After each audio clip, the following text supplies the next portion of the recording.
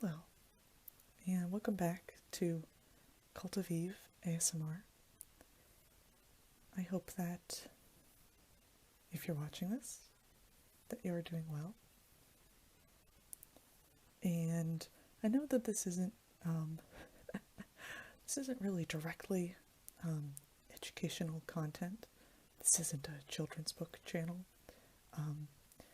but let's consider this education adjacent.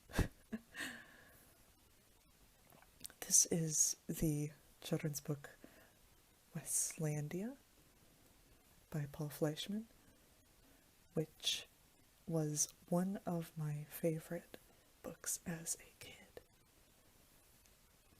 And it's about this boy, Wesley, who is kind of a socially awkward, nerdy kid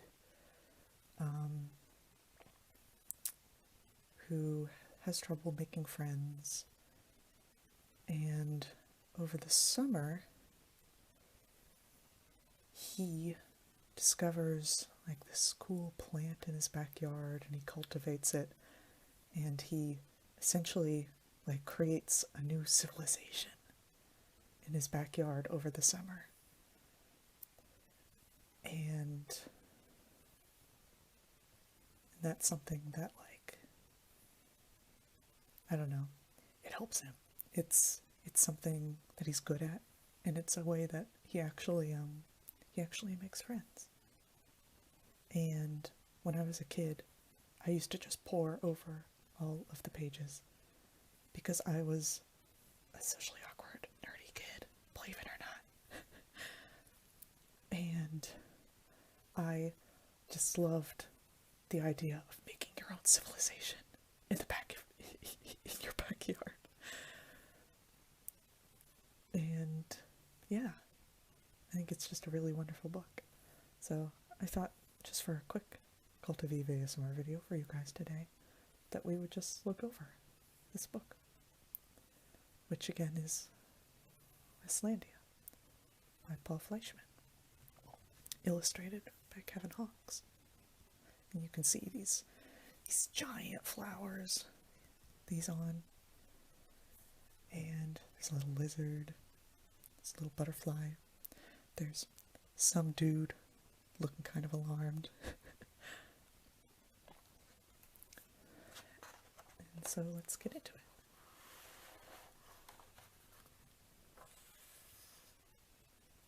Weslandia. Some birds, some big poles. He has this flower symbol stretched out.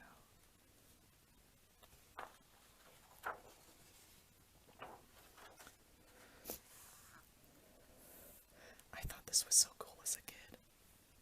I remember trying to decode it. I don't know if I succeeded, I don't remember. But this was like the language that he created. Which, I mean, when you think about it, for like, I don't know, he's just a little kid. I forget how old he is in the book. I don't know if they ever really say, but I don't know, he's maybe like 9 or 10 or something. This is very cool for a 9 or 10-year-old. Got a big beetle. Got a little ladybug. Further information. It was published in 1999. And it is a Scholastic book. That's probably where I got it. It was one of those Scholastic Book Fairs. Oh my gosh. If you were a kid in like the 90s or 2000s, do you remember the Scholastic Book Fairs? I thought they were the best thing. I loved the Scholastic Book Fairs. I got so many cool books. Or at least, like, I don't know, at least one per year. Whatever, like, my mom would let me get.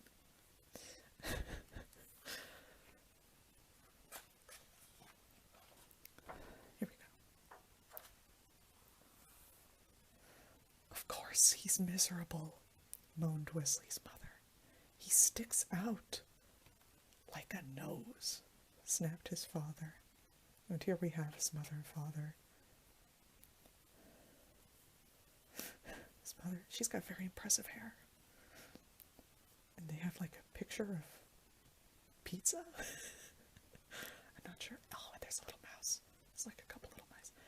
His father, he looks like a very strict man. And then over in the other room, listening through the heating vent, Wesley knew they were right. He was an outcast from the civilization around him. He alone in his town disliked pizza and soda, alarming his mother and the school nurse. He found professional football stupid.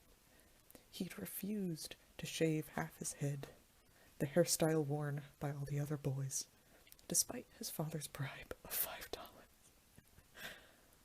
Is that kind of the hairstyle that his dad has? Oh gosh, I don't know. And there's just a lot of fun details in his room. So you can see he's listening through the heating vent. You can see he has a dartboard. He's been throwing darts at pizza because he hates pizza. And he has an iguana. He has a fish tank with a piranha in it. He has like a diagram of a ship. He has like a UFO and a planet, a couple like paper cranes. He's got what looks like one of those flying machines thought up by Leonardo da Vinci. He's got a toaster with like, I don't know, googly eyes and ears pasted on it. Yeah, and he's got like, I think this is like a water bottle with like a tube on it so that he can easily like have a drink of water in the night. And he's got all these tools he's been like tinkering.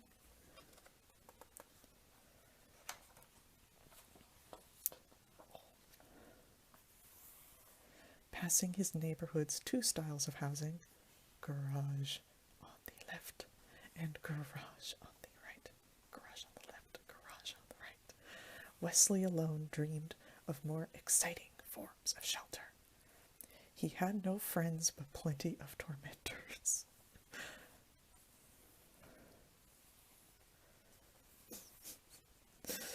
So he's got like, geez, how do you piss off this many kids?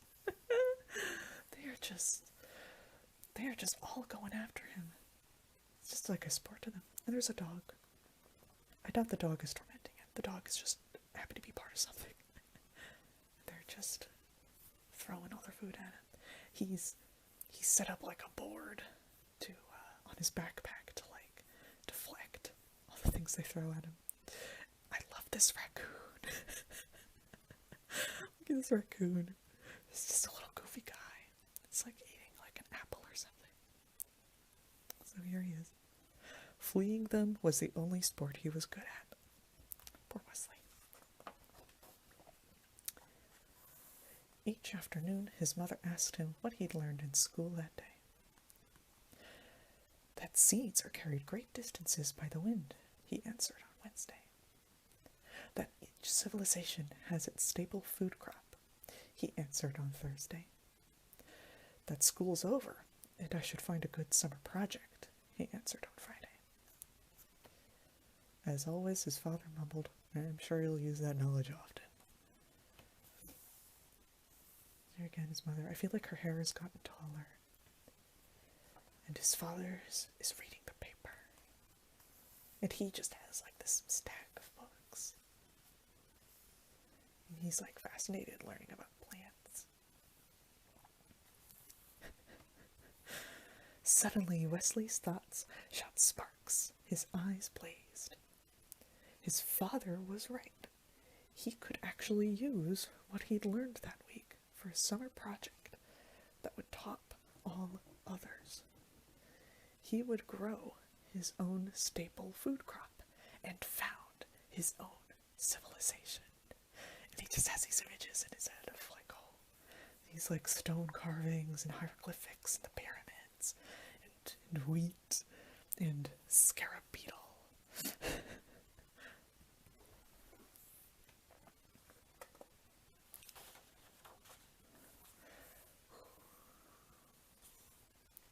The next morning he turned over a plot of ground in his yard. That night a wind blew in from the west. It raced through the trees and set his curtains snapping. Wesley lay awake, listening. His land was being planted. That's a lot of ground to turn up for just a little kid. That is something.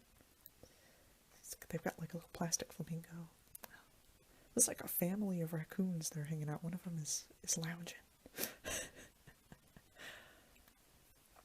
And here he is listening. And of course he has a weather device.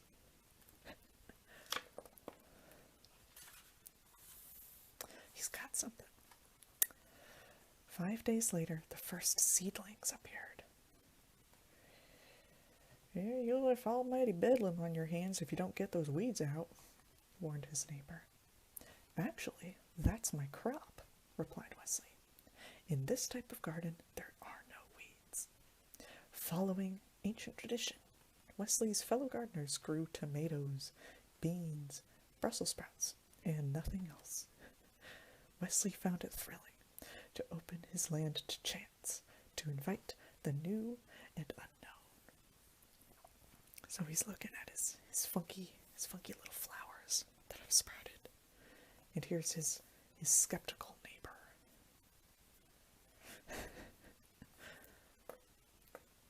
I like his shirt. He's got fishes on his shirt. Wow, that was quick. The plants shot up past his knees, then his waist. They seemed to be all of the same sort. Wesley couldn't find them in any plant book. They must be from far away. But look, he's got like this giant, I don't know, protractor thing. They're huge. They're huge. And he's already got wildlife moving in. He's got dragonfly, he's got butterfly, he's got some little bug friend. There's like an egret or heron or something that's moved in. That's great. He's even got like a macaw and like some sort of stag beetle, some sort of gecko. He's just got all sorts of stuff. And here's the skeptical neighbor. Are those tomatoes, beans, or Brussels sprouts? Asked Wesley's neighbor. None of the above, replied Wesley. So cool. Fruit appeared, yellow at first, then blushing to magenta. Looks like the fruit are in the center of the big flower. Wesley picked one and sliced through the rind to the juicy purple center. He took a bite and found the taste an entrancing blend of peach, strawberry, pumpkin pie, and flavors he had no name for. Look, he's like already building stuff out of the big flowers around him, and he's got his pet iguana.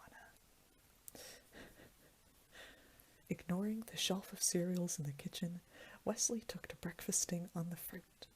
He dried half a rind to serve as a cup, built his own squeezing device, and drank the fruit's juice throughout the day. So you can see he's already created a bunch of like cooking implements. He's got like a couple cups, and I think this might be the squeezing structure he was talking about.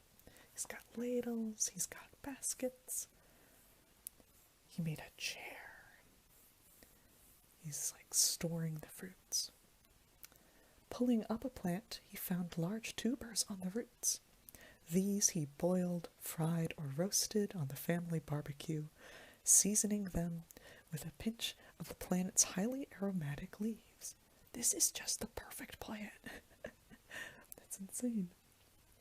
So he's got these roots, and it looks like he's like about to eat one that he's cooked up.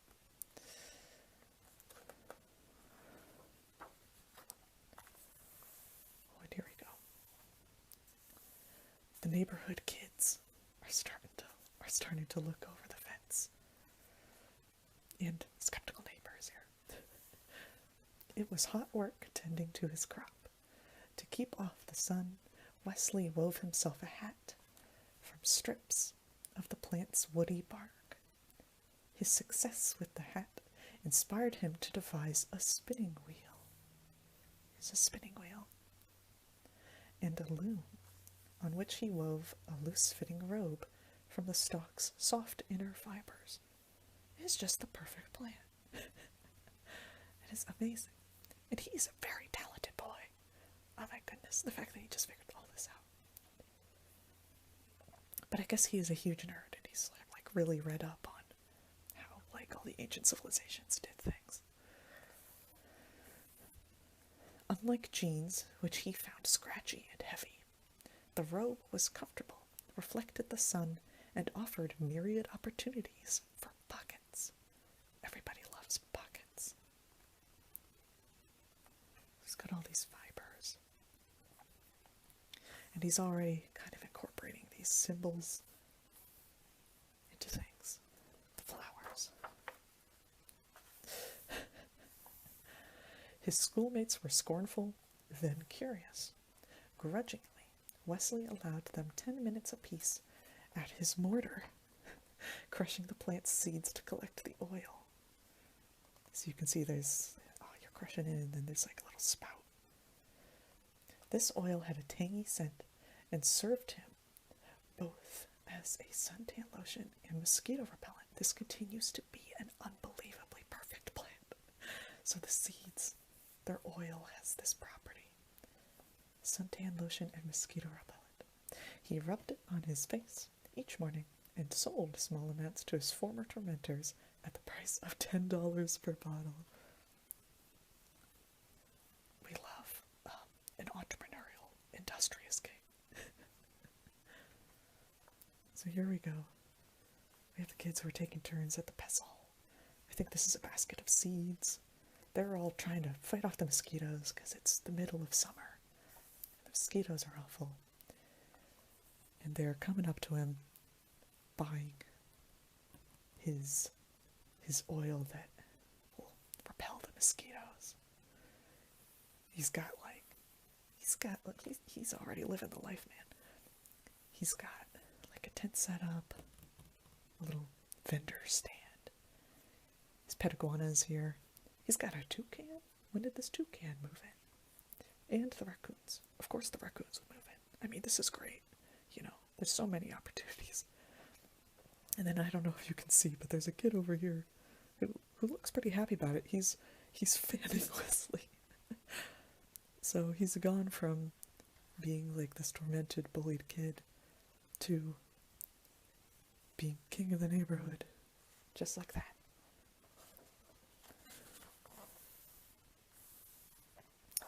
"What happened to your watch?" asked his mother one day. Wesley admitted that he no longer wore it. He told time by the stock that he used as a sundial that has a peacock living on it. Where'd the peacock come from? He told time by the stock they used as a sundial and had divided the day into 8 segments, the number of petals on the plant's flowers. Let's check. 1, 2, 3, 4, 5, 6, 7, 8. Wait, that one had 7. Hold on. 1, 2, 3, 4, 5, 6, 7, 8. There you go. He adopted a new counting system as well, based likewise upon the number 8. His domain, home to many such innovations, he named Weslandia. Might as well name it after yourself. Why not, you know? So he's got all these stones. They look kind of haphazard, but they're each in place for it to have his like 8-based time system. He's got a pelican. Again, the peacock, I can't get over it. He's got his, again, I don't know if you can see, his skeptical neighbor up in the corner who seems to be talking to a snake. He's got all sorts of things moved in. Uninterested in traditional sports, Wesley made up his own. These were designed for a single player and used many different parts of the plant. His spectators looked on with envy. Realizing that more players would offer him more scope, Wesley invented other games that would include his schoolmates, games rich with strategy and complex scoring systems. He tried to be patient with the other players' blunders. So he's got So they are walking on stilts, which is really difficult to do. I've never done it, but it's apparently very difficult. So he's got everybody on stilts. They have like these sort of lacrosse baskets on their hands, and then you're trying to throw a ball, which looks to just be one of the fruits, through these hoops. So it's kind of like a lacrosse slash Quidditch sort of thing, played on stilts. And that looks like a lot of fun. And so these kids are kind of fighting, or they're having trouble, hard to say, because Wesley looks like he's doing really well on the stilts, but the other kids look like they might be having trouble. This kid has kind of got him crossed. These kids are kind of falling on each other.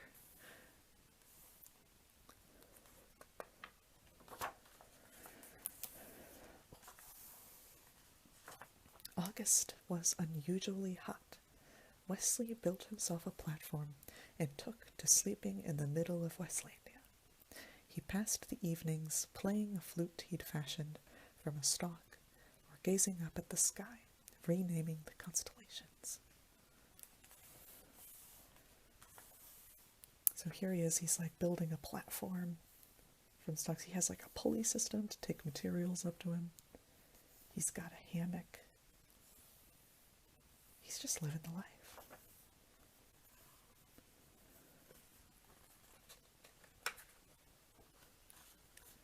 Here we go. And there's no words. Just enjoying the nighttime. There's a lot going on. Here he is in his hammock. He's got his hat hanging up. He's got a table over here with some of his materials. Looks like he might have like a weight and scale sort of thing. There's a little mouse up here. And there's an owl hanging out on a ladder. It's a nice little owl. And again, there's a raccoon who's enjoying one of the fruits. It's very cute. I like the raccoons in this book. His pet iguana is here. And the peacock is here, so he's befriended the peacock. And you can also tell that there are fireflies. And maybe like a Luna moth. And here again, I don't know if you can see the skeptical neighbor is way the heck in the kind of the corner. He's looking out the window like, what the heck is this kid doing?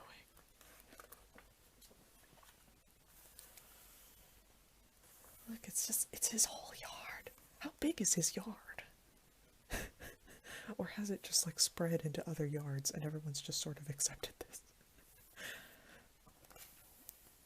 His parents noted Wesley's improved morale. Here are his parents, he's like showing them. It's the first time in years he's looked happy, said his mother. Wesley gave them a tour of Weslandia. What do you call this plant? Asked his father.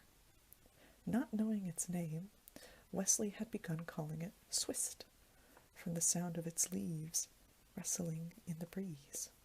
Swist, swist, swist, swist.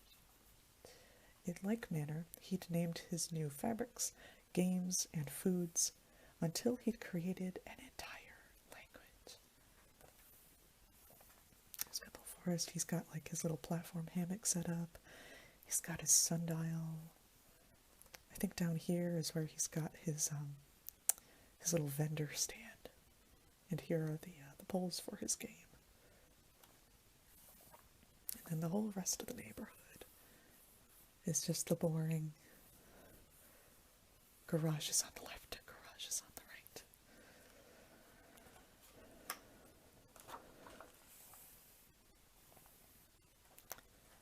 Here we can see him. He's looking very scholarly, like a scribe, and he has a scroll that he's writing on. And here's his neighbor. Mixing the plant's oil with soot, Wesley made a passable ink. As the finale to his summer project, he used the ink and his own 80-letter alphabet to record the history of his civilization's founding. I think his neighbor has tomatoes. He's got his own little garden here where he's been growing the same thing that everyone grows. And he's looking over like, what the hell is this kid doing? In September, Wesley returned to school. I feel like 80 letters is a little excessive for an alphabet. But I don't Maybe he'll refine it over the years. Here he is. He's got his scroll. He's got some ants that are crawling over. He's got his ink. He's got some of the roots he's eating. He's got his flute. That looks to be the mosquito repellent oil. Here's a raccoon. He's just sort of on the edge, checking out things. There's a squirrel here. The squirrel is probably very confused about these new developments, but maybe he's enjoying it. Who's to say? He's got this very friendly looking bird. He's got a snake. A friendly green snake. So, in September, Wesley returned to school, and he had no shortage of friends. So you can see all of his schoolmates who formerly he didn't get along with so well are all wearing the clothes. One of them's got a flower. They've been practicing the game, and he's ready to come to school, talk about his project. He's got his scroll in hand, and he looks very happy.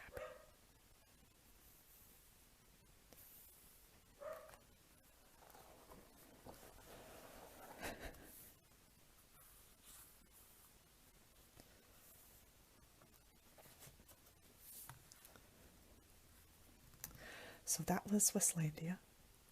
I hope you enjoyed it. You can see why I kind of considered it, I don't know, education adjacent. Did any of you ever imagine your own civilizations or languages or worlds,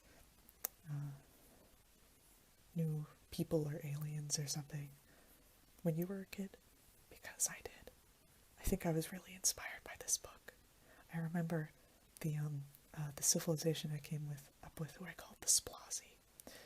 I think because of this book, I thought they have to have their own staple crop, even though in reality, many civilizations regionally share multiple staple crops. But I thought you had to have a special one because of Weslandia. So I came up with a special crop that was like some sort of weird beans. And you could like you could like eat the beans if you cooked them, but you could also use them as decoration and do all sorts of things with them. So that's what I did as a kid. So did you do anything like that? I'd love to know. And I hope you really enjoyed this. I of course have a lot of ideas for other videos for the Cult of Eve ASMR channel that I hope to have the time to share with you soon.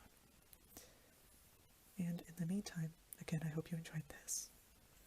I really enjoyed looking over it again. It brings back a lot of memories. And I hope that you have a nice and peaceful rest of your day, best you can. I hope you have good sleep if it's nighttime. And I hope to see you again in the next video.